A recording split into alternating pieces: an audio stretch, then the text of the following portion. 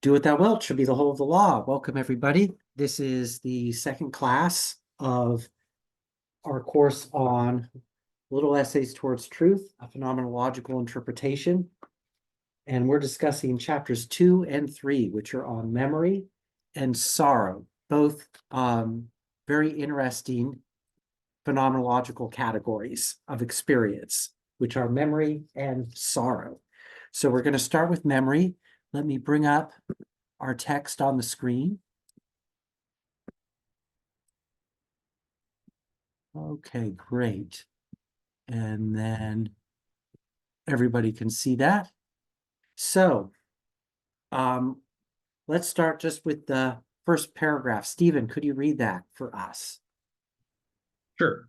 Memory is the very stuff of consciousness itself. Consider that we can never know what is happening, but only what has just happened, even when most actively concentrated on what we call the present. Okay, so immediately Crowley is introducing the theme of skepticism regarding the given quality of what we experience as ourself in a kind of everyday common sense manner. And so this is a version of what's called the phenomenological epoche, which means to bracket the phenomenon in question and to examine that experience more critically, more deeper than is usually how we understand and approach phenomenon. So Crowley is going to basically be following here a Buddhist style of argumentation. So in other words, what our common sense tells us that is that our self is a substantively abiding thing, like physical objects that we find about us. So in language, we use nouns to refer to objects, and we, in a common sense, practical way, understand these as things that abide substantively over time. And we don't need to define substance precisely. It just means a thingness that exists over time, has a duration. That's the kind of immediately lived phenomenological sense when we talk about something having substance. So our common sense kind of immediate view of ourselves is that we're a thing like objects that we encounter in the world, and that therefore, like those things, we abide in a kind of unified substantive way over time. And what philosophy, and particularly Buddhist and magical and initiatory and Gnostic philosophy, is intended to do is to prompt us to question or examine that viewpoint. So the phenomenon of selfhood, if we look up a little bit closer, is actually not at all like a physical object. It has a different, what we might call, mode of existing. So in Being in Time, in a number of famous sections at the beginning of the book, Martin Heidegger talks about different ways that things can have existence. And he begins with what he calls existing, something existing is what he calls present at hand. And what that means is the kind of existence that a thing or object would have in its mere presence in just its physicality. And this is the mode of existence that René Descartes in particular ascribes to the physical world. And he says that physical objects have as their basic mode of existence what he calls extension, Latin extensio, res extensia. Its being is to be extended. And so categorically, one can then interpret the being of objects in that sense. But Heidegger points out that there's actually a more fundamental sense in which we encounter objects in our experience that isn't at all like that. And he calls this alternative way of encountering objects that he finds to be actually more immediate and primary, the ready to hand. And his famous example is tool use, when you're using like a wrench or a hammer or something like that, and you're engaged in some craft or activity, some utility that you're using an object and using objects to do something or accomplish accomplish some goal or project. That while you're doing that, you don't particularly thematize objects as merely bare, present, extended things. Instead, you encounter objects as having a use, what Karl Marx calls a use value, that you primarily encounter a tool as something that has a use, rather than something that's merely present as a physically extended thing. And so in terms of how we phenomenologically encounter the life world, Heidegger's point is that the primary ontology of the human life world, of our practical space of involvements and activities, is in fact the space of the ontology of the ready to hand. And that the ontology of the present at hand only emerges as a kind of privative second order ontology that we encounter objects in, usually when our everyday activities of coping with the world break down or are somehow interrupted. And so our perspective on the world becomes more abstract and formal. And we begin to, rather than simply using things around us, we begin to look at them and be like, well, what is this thing really? And we discover that the use value isn't something that's in nature. It isn't something that is in the world separate from our own like social involvements and activities with the world. That the fact that this piece of metal is a hammer is only apparent to the experience of a historically acting human subject who is using things that are tools and that therefore relate to our particular historical projects as human beings. Now, what that means is that the phenomenology of both the present at hand and the ready to hand is in some sense grounded in or has its founding in human existence, in the way that we project ourselves upon our possibilities in our historical self unfolding as a historical event, in a way that we are our existence. And of course, this will be what Crowley calls the Hadith phenomenon, the point event in this chapter. And we'll get in a few minutes to where he starts to talk about that. And this point event is the basis for the phenomenon of what Heidegger calls Dasein, or human existence. And it has its own ontology, its own mode of being, which is in turn different from the present at hand and the ready to hand. And Heidegger calls this mode of being existence, which he understands as a form of temporality, or of being within our own history. As Friedrich Engels would say, human beings make our history, and then in making that history is that we are then made by that history. So we create history through our activities, but then that history reflects back onto us as a world that is our experience, the life world, that then makes us then be who we are in that context. And so we're in a kind of existential circuit with ourselves, where we're both positing what in magic would be called the magical universe, within which we move, live, and have our being. But then that magical universe is reflecting and reverberating back on our being and affecting its possibilities for growth and development. And we are then affected by that within a kind of circuit. And this is then the issue. This circuit of being becomes unconscious, so that we don't realize that we are the agents that create our own reality. And we lose sight of that Gnostic understanding, and then we just get caught up in the everyday leveled off possibilities of the life world around us. And then our full potentiality for being, our possible existential authenticity, as Heidegger would say, is restricted. And so the purpose of magic can be understood as releasing the creative drive to self-fulfillment within the life world that is otherwise covered up and obscured by our absorption into mundane, vulgar everydayness. And so we have to awaken from that dream and make our own dreams. Not just the dreams that we're given, but the ones we get to create ourselves. Now, Crowley focuses on memory as the mental phenomenon associated with personal identity.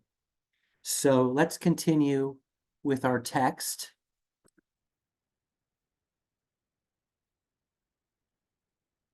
And Hillary, if you could read us our second and then also the third paragraph here. Okay. Moreover, no impression short of samadhi. That just means really great heavy duty samadhi, concentration of the mind. Okay, I was wondering about that. Can ever pretend to confer any coherent idea of the self. That exists only in an order of consciousness far deeper than direct perception, in a type of thought which is capable of combining the quintessence of countless impressions into one, as also of transforming this tabula rasa into a positive prehensile ego. Prehensile ego. Prehensile means that you like have prehension. You can reach out and grab and touch stuff. Aha, okay. Well, It just means an active ego that's active and has thoughts and is doing stuff. It's just a fancy way of saying that. Whether this process be hallucinatory or no, it is surely memory which, more than any other function of the mind, determines its possibilities. Now, whatever view we may take of the nature of the self, it is clear that our limit of error will constantly diminish as the range of our observations is extended. To calculate the orbit of Neptune from a period of days when it is retrograde could lead to formidable fallacies. When memory is seriously weakened, let's see, can we flip the page? You should be able to see it. There we go. The resulting state approximates to dementia. Memory is then, in a figure, the mortar of the architecture of the mind. Okay, so memory holds things together. And the reason for this is, you see he uses the term here, tabula rasa. Okay, that's from John Locke's his book on the human understanding, treatise concerning the human understanding. And that's Latin, and it means blank slate, like a blackboard. And so Locke has this idea that the reason that we have a self is that we build up impressions over time.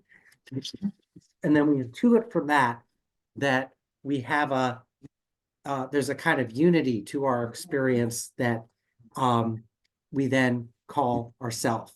And Immanuel Kant, in his Critique of Pure Reason, calls the fact that we can combine or synthesize all of our experiences being our experience. He calls this the synthetic unity of apperception. But it's very much based on the fact that our mind already has a structure to it that allows us to do this. Because Locke is actually wrong that if we just had experiences, that we could then directly intuit from that we were this thing called a self. And this became clear to David Hume when he wrote his, introduced a kind of skepticism regarding the self. And he does this in his text, Enquiry Concerning the Human Understanding. And Hume points out that we never directly experience a self as a sort of substantive, unified thing, as a kind of immediate totality, the way that if you look at a physical object, you know that that physical object is made up of things, but you encounter it as a kind of holistic unity that you can posit as a distinct object separable from other things in its environment. And Hume is pointing out that we never directly experience ourselves in these terms. Instead, we only experience a succession of thoughts, or what in the later phenomenological tradition would be called intentional mental states. Mental states that have intentionality meaning that they have an aboutness to them. Consciousness is always consciousness of something.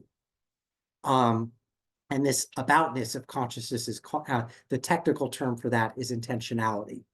So our mind has a series of succession of intentional mental states, but Hume points out that this succession has no necessary relation to itself. We have a thought, then we have another thought.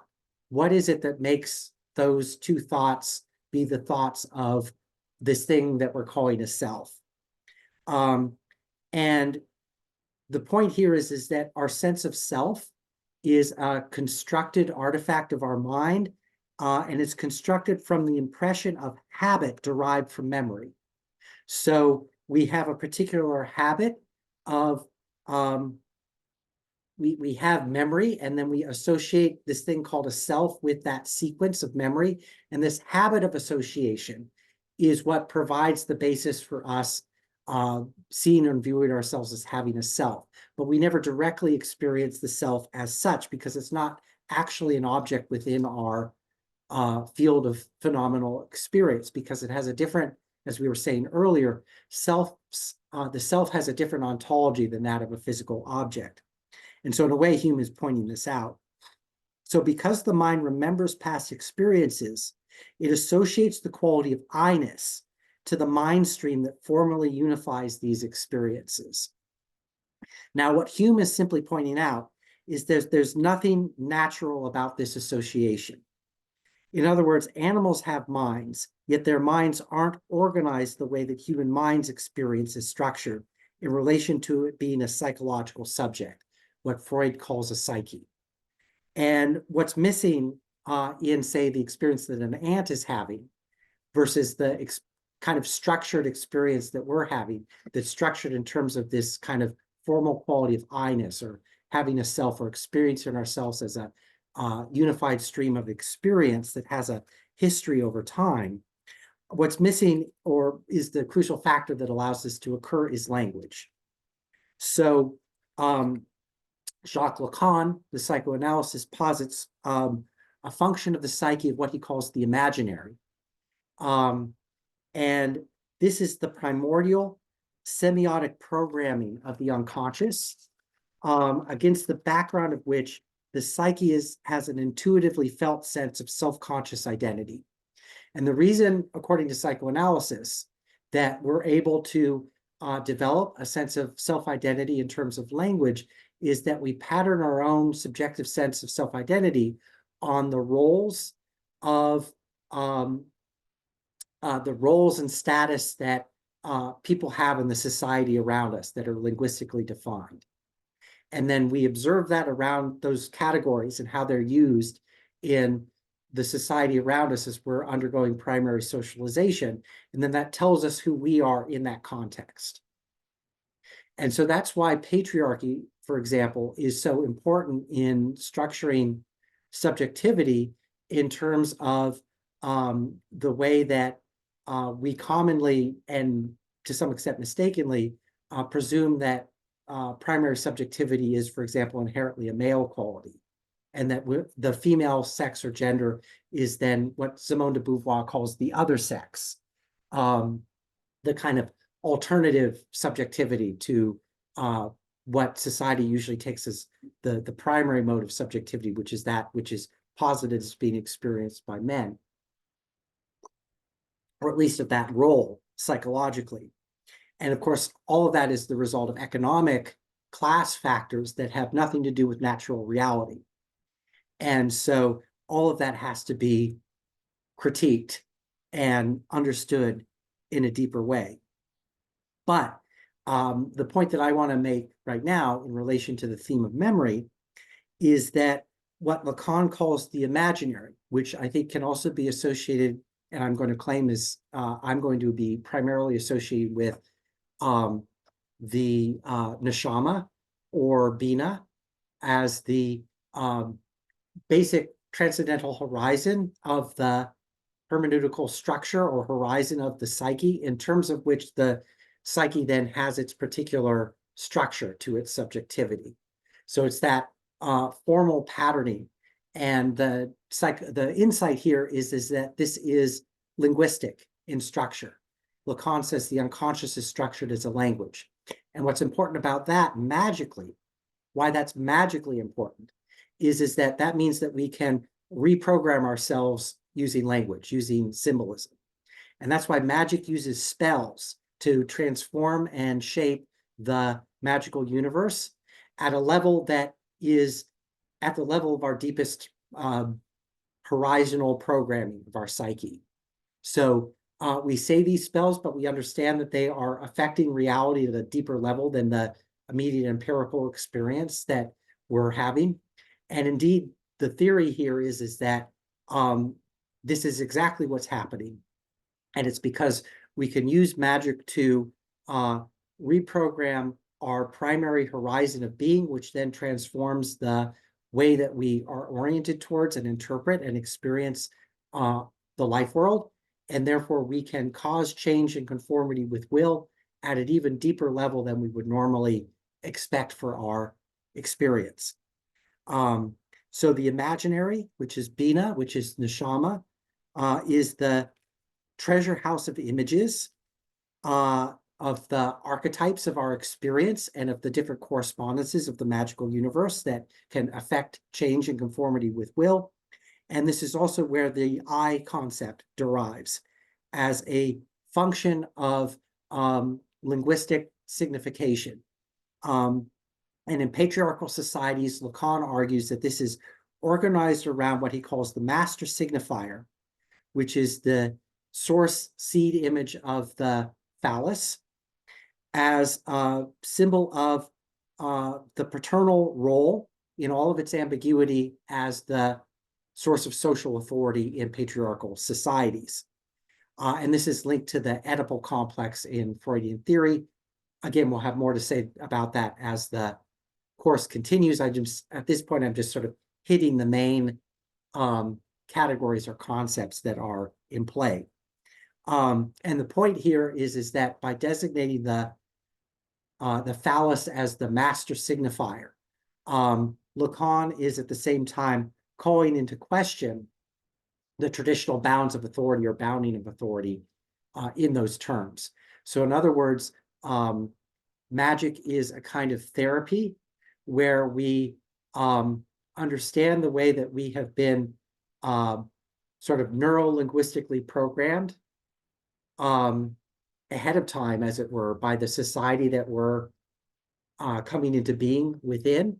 And there's then this Gnostic magical potential that we have as human beings to posit our own existential conditions against that background that can detach and call into question the more common everyday modes of authority or expectation.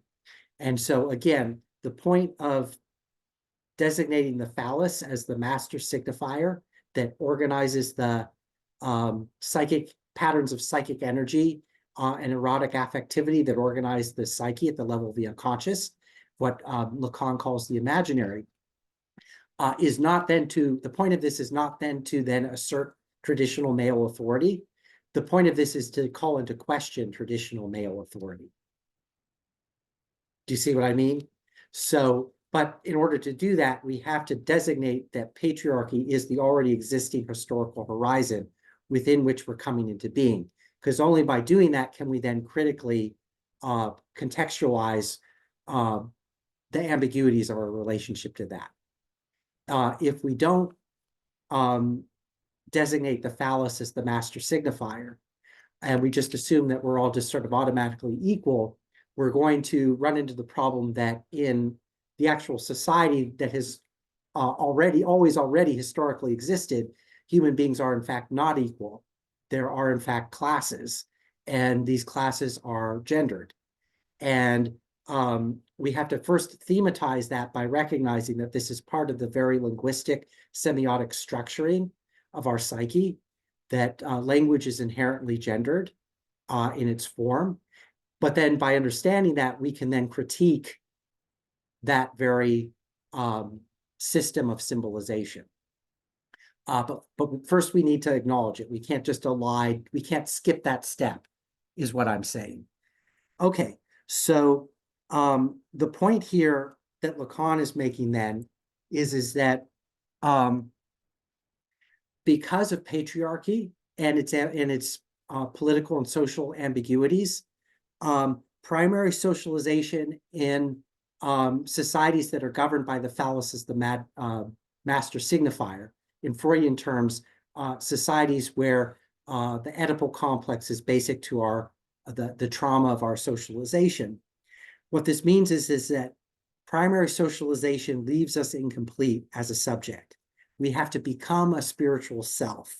And this is accomplished magically through the quest for the true will. And so the semiotic structuring of the self permits its self-examination through language's power of discrimination or selection. So let's now take a look back at our text.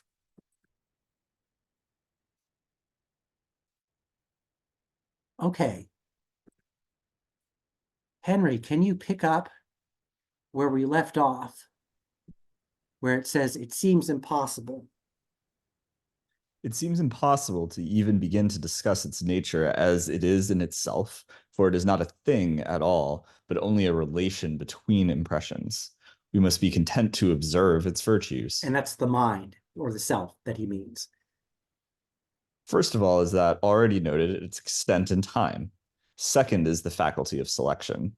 Okay, its extent in time is memory, but then there's this other ability it has, which is the ability to use language to discriminate, to not just have not just have the life world be this kind of undifferentiated experience, but to break it up into parts that are distinguished from each other. And this is what language does. Keep going. It would be as undesirable as it is impossible for the memory to retain all impressions indiscriminately. Such memories are found only in lunatic asylums. The memory, whatever it may be, depends on cerebral metabolism, and it thrives on a proper harmony of exercise, repose, and economy, just as does muscular strength. Memory as such is practically worthless. It is like an abandoned library. Its data must be coordinated by judgment and played upon with skill. It resembles a great organ, which requires an organist. By classifying simple impressions, one obtains ideas of a higher order. The repetition of this process gives a structure to the mind which makes it a worthy instrument of thought. And this means enables one to retain and to bring at will from their quiet resting place 1,000-fold the number of facts which would overwhelm the untrained memory. One must model one's mind upon the arrangement of the ends of the nerve fibers and the brain. Okay, At so will. So what's going on here is that Crowley is alluding to an earlier magical tradition in the Renaissance, and particularly the revival of interest in the corpus hermetica in the Renaissance. And so this is sometimes called Hermeticism, and is one of the primary magical traditions in modernity. So for example, the Golden Dawn is called the Hermetic Order of the Golden Dawn. And so one of the basic ideals in Renaissance magic is the idea of what's called the memory palace. And this relates to something called the art of memory. And the idea here is to use the reflection or equivalence of the microcosm and macrocosm here. So the microcosm, which is human existence, is a mirror or reflection or magically corresponds to the macrocosm, which is the world, the archetype of the world. And particularly in Renaissance magic, the world is viewed as being ensouled. And so it has a world, there's this thing called the world soul. And so we're all embedded within that. And that's the medium within which magical effects are able to take effect. And this world soul is also represented in the Book of the Law by the figure of Nuit, although there's certain philosophical transformations that are involved in that don't require a precise equivalence between these two categories. But this is the genealogy of ideas that leads from the Renaissance idea of the world soul, leads to Crowley's eventual conception of Nuit. And so then embedded within the world soul are particular souls of particular objects or people. And so that's Hadith in relationship to Nuit, right, in the Book of the Law. And so the idea here is that to the extent that the microcosm can make itself into as complete a possible mirror or mirroring of the macrocosm that surrounds it, the spiritual potentiality of that microcosm is more and more fully realized through a kind of homology. So the magical practical idea here is that by having a magical language of correspondences or symbolism that can symbolize the whole of the magical universe in its relationship to the true will, then the magical universe can be changed in conformity with will in relationship to that language system. So in the Renaissance, you would memorize all these associations related to all the like this astrological signs in the sphere of the heavens. And the idea is that you then create a magical connection to all of these. And then it would be as if the whole sphere of the heavens were like spiritually in your mind. And so then you would reflect the universe and the universe would reflect you, and you'd have a kind of divine magical unity or unification in that. And then you would become enlightened and have all these magical powers. And so there's an updated version of that in the Golden Dawn, where members of the order would visualize, while they were on the astral plane, they would visualize a sphere of astral light surrounding them in a sphere, and they would visualize the different astrological signs in the zodiac and the planets upon this surface to complete this magical homology, right, in terms of the art of memory. And this is called in the Golden Dawn the sphere of sensation. And some of the more obscure second order papers that you'll find in the back half of Israel Regardie's Golden Dawn book concern this particular doctrine. And it's one of the least studied parts of the Golden Dawn because people don't realize that this is actually the part of the system that relates to Renaissance magic, because people don't still study the art of memory in its more primary historical form. It's kind of magic that's kind of dropped out of fashion, which is unfortunate because it's a missing key to understanding Crowley's use of magical correspondences. Because the whole ideal behind 777 in these tables of correspondences is that you're supposed to build up your own Kabbalistic memory palace that more and more fully reflects your magical universe in terms of your true will, so that you can then manipulate the two in tandem, because the language provides a metaphorical magical link between you and you and your world. And so these two poles, Hadid and Nuit, can mediate each other through this magical language. So the more complete your language and your ability to comprehend it, the more complete your control over your magical universe is going to be. And this is an ideal that comes right out of the Renaissance art of memory. And it's a thread that a lot of modern practitioners are not so historically familiar with, but Crowley knows what he's doing when he's doing this. So I note that's the context. So now let's continue to read. That is the context of these ideas. Now we're going to back up again to the start of the row. Stephen, if you could pick up where it says "at will!" exclamation point. At will.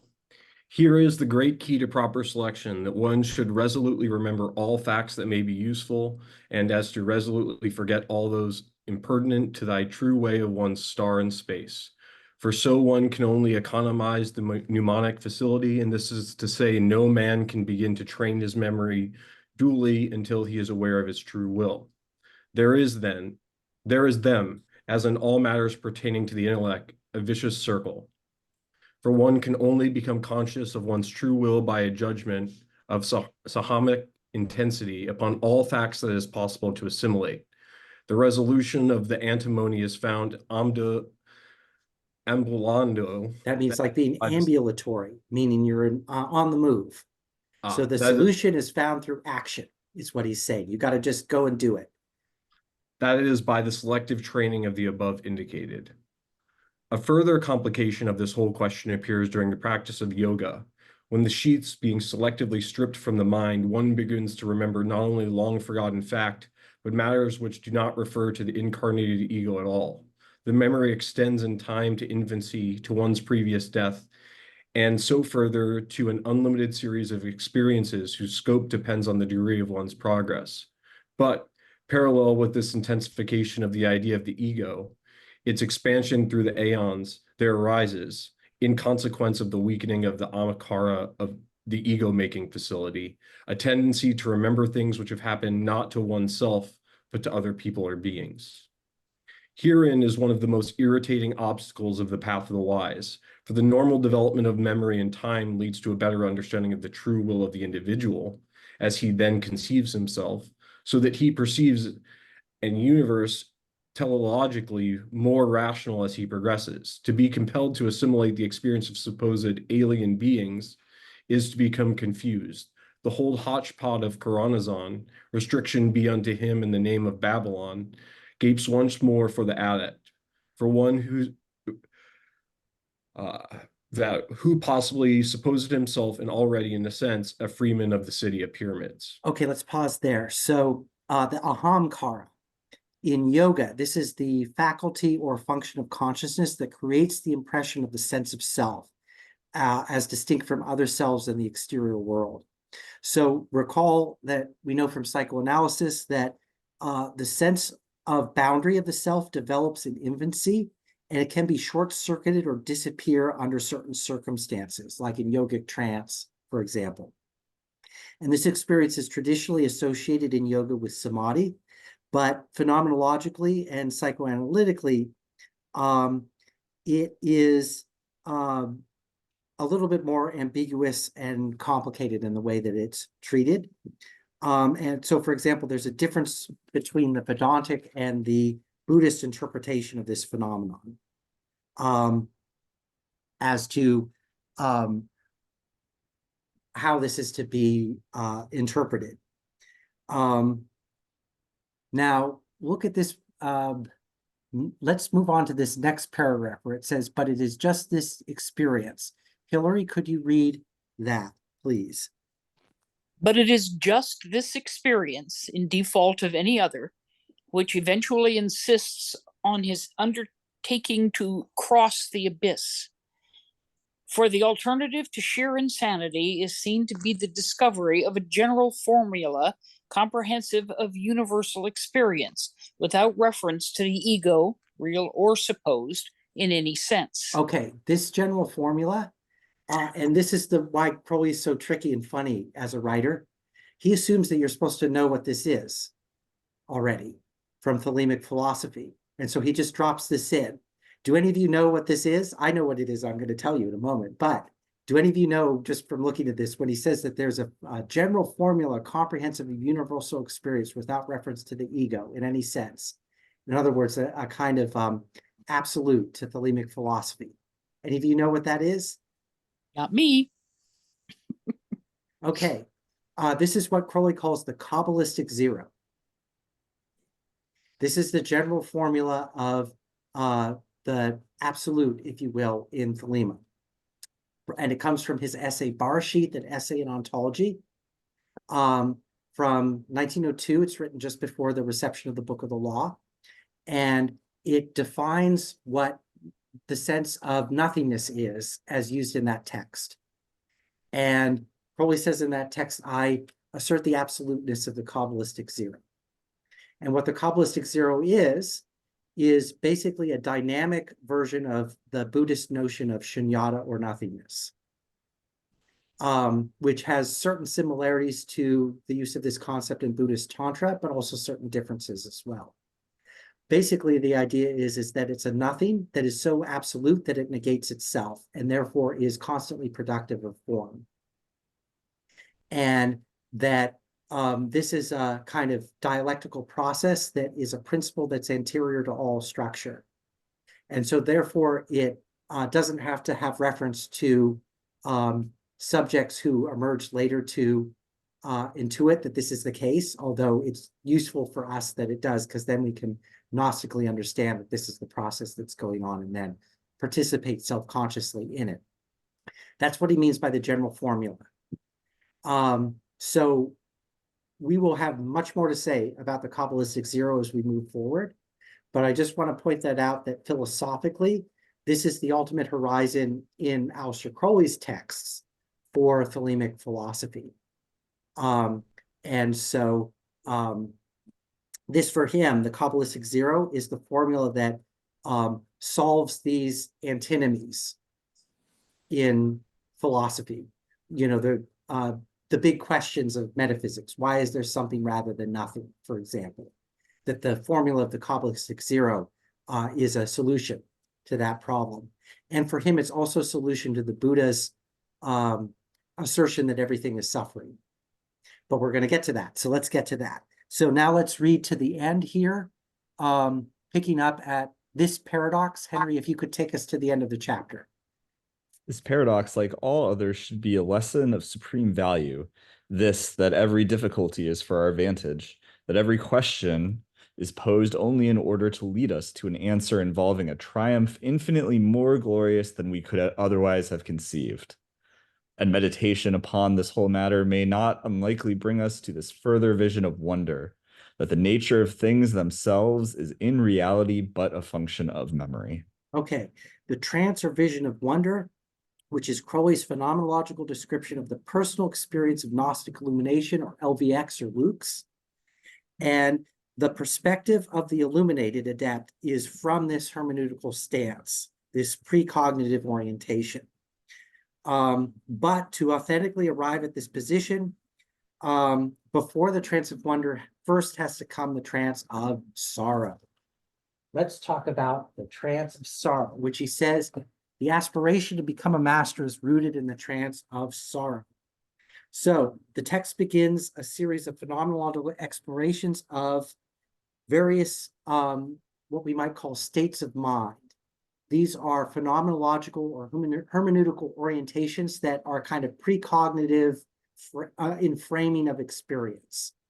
So these are not reducible to merely like a mood or feeling, but are rather a more deeply kind of existential state, you could say, that bring us into communication with our deepest potentiality of beings.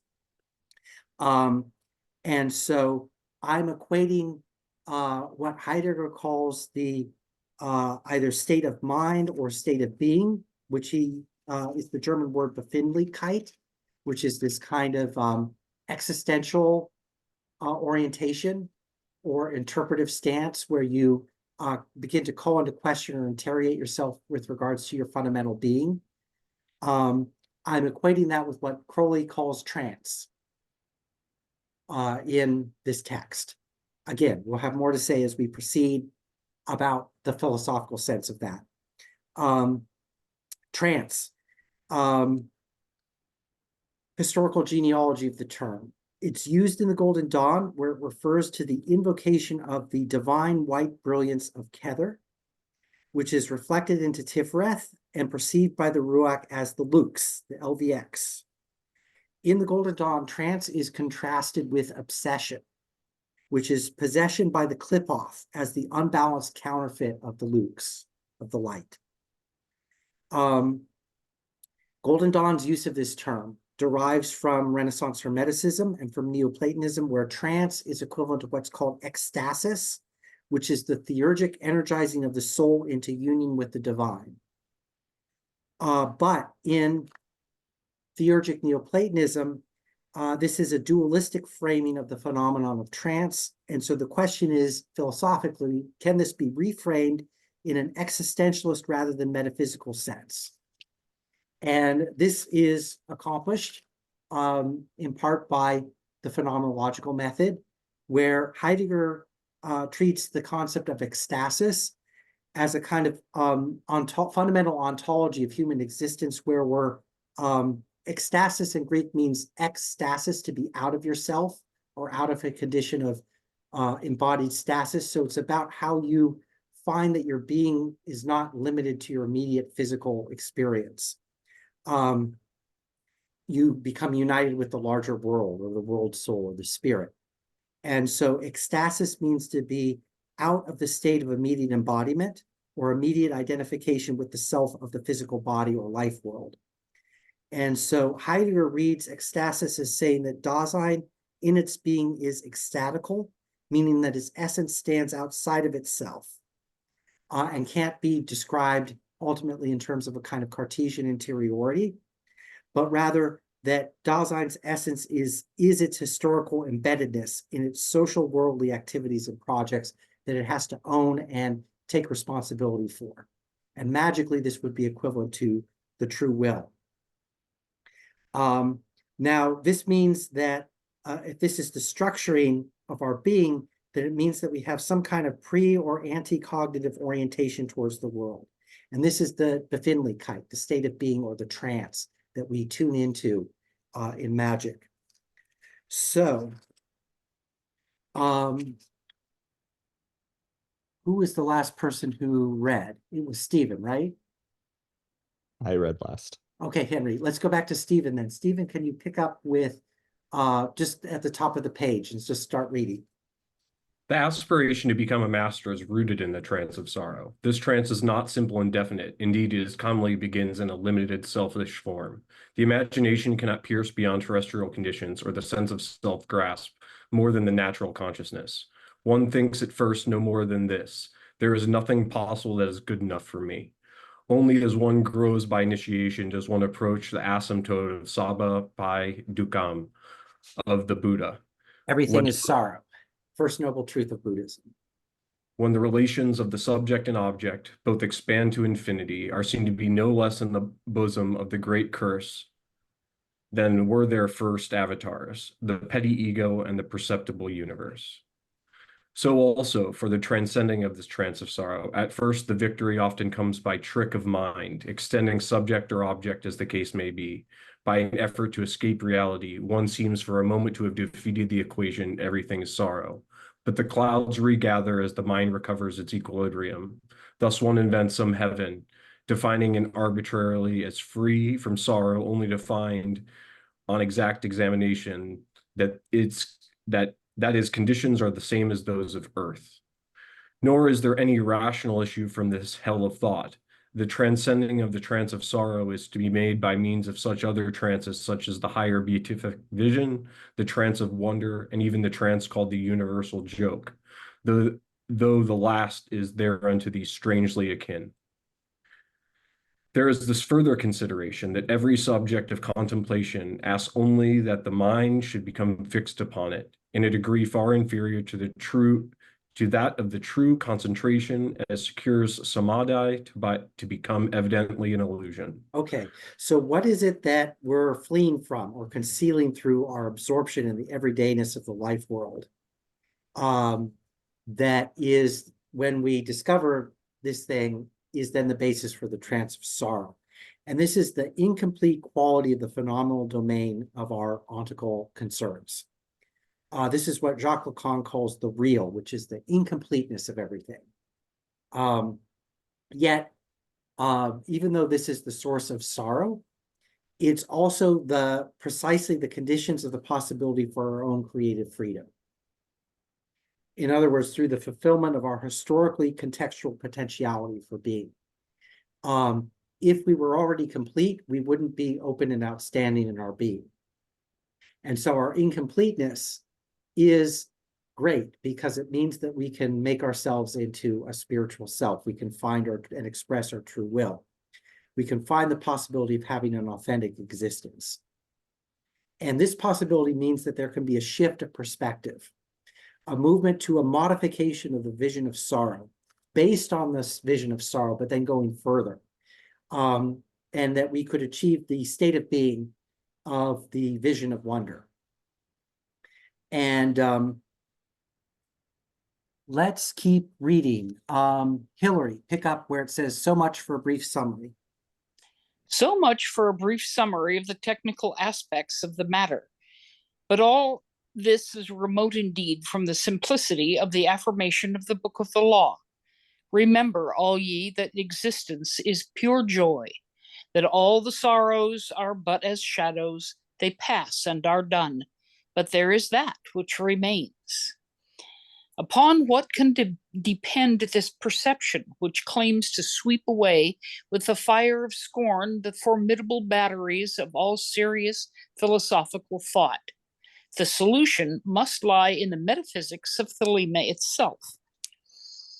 And can we turn the page? And here we come upon what is apparently a paradox of the most disconcerting order. For the book of the law, anticipating the most subtle of recent mathematical conceptions, that of the greatest genius of this generation, makes the unit of existence consist in an event, an act of marriage between Nuit and Hadit, that is, the fulfillment of a certain point of view.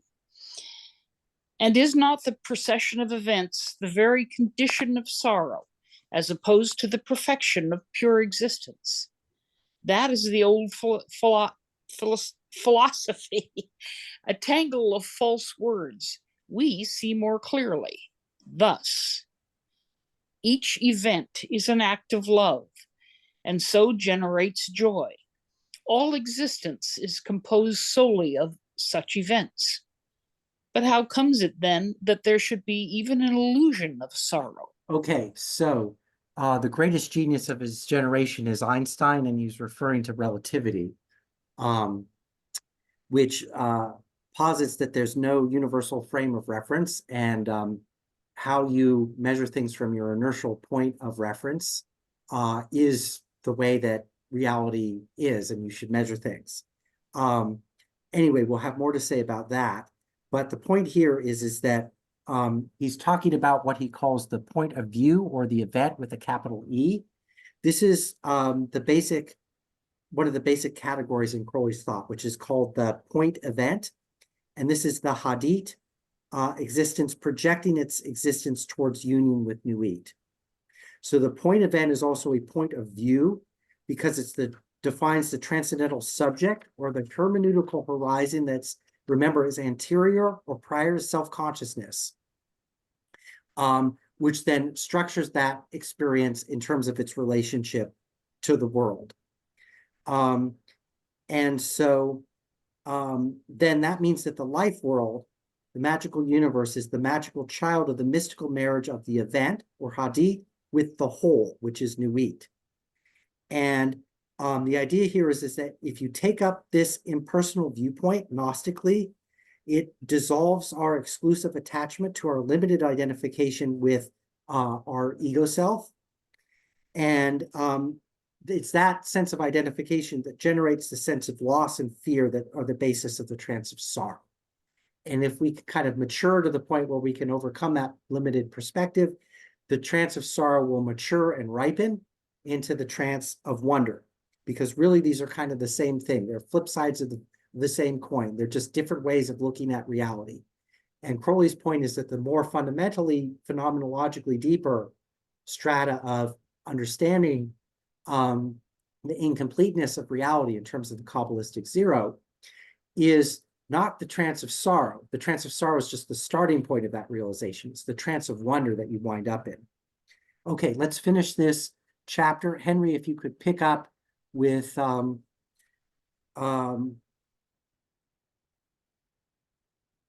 actually, we're gonna skip ahead here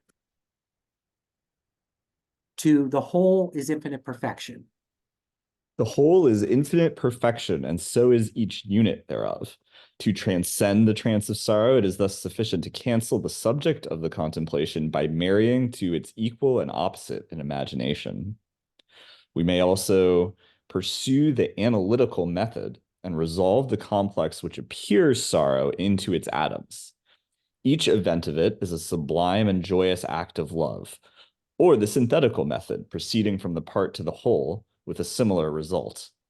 And any one of the movements of the mind is, with assiduity and enthusiasm, capable of transforming the trance of sorrow itself into the cognate trance attributed to understanding, the trance of wonder. And of course, understanding is Bina, or Babylon, or Neshama, the root of the treasure house of images that structures the psyche. And you can get a knowledge and conversation with that. And that's the basis for the gnosis. Okay, let me back out here. We've got about 5 minutes to go, and I want to open for questions and comments. I have a question. Yeah, go ahead. We started off talking about the sort of like ontologies of human experience of the world around us. And so we were talking about ready to hand, but then like when we're thinking about this sort of like the point event of hadith, right? And that perspective, that seems like it's also an ontology, Yes, right? remember there's three ontologies. There's the Yeah. ontology, the present at hand, which is Cartesian mere extension or bare presence. There's the ontology of the ready to hand, which is practical usability of things as they appear within the social life world of intersubjective projects and activities that are posited by language, where things can appear not just as mere objects, but like as tools that you can use, for example.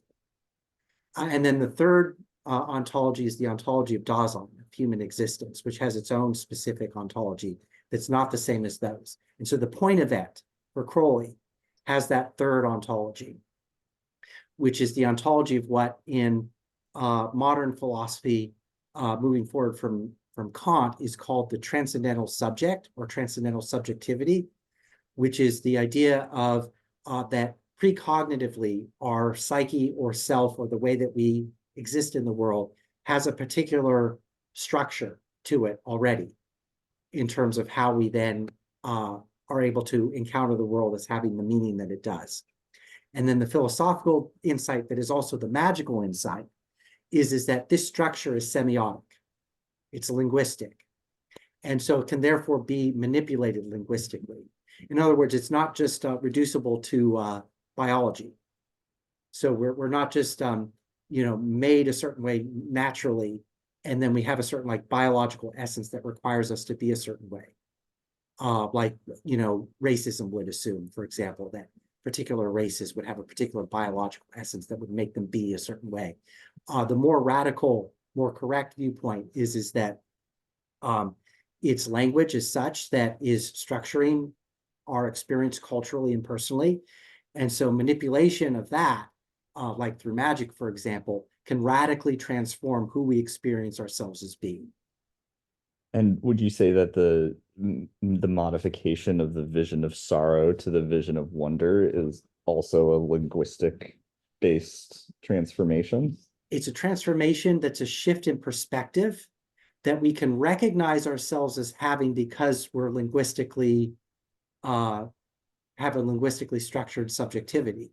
So if you're an ant and you don't have a linguistically structured subjectivity, you have some kind of mental experience, but stuff just happens to you and you respond instinctively. What makes human existence so magically interesting is that we're structured in such a way that our being can itself be an issue to ourselves. Stuff doesn't just happen to us. We also, as it were, notice that it's just happening to us and we get anxiety about that. And that's the vision of sorrow. Because we're just thrown into this world and we don't, understand what it means, right? And so then we seek a spiritual meaning to it. And that potentially can lead to the vision of wonder. But first, that door has to be opened through the vision of sorrow. Because first we have to think that there's something wrong for then to try to find and make it right. And if you're just completely absorbed in your everyday instinctual activities, you wouldn't do that.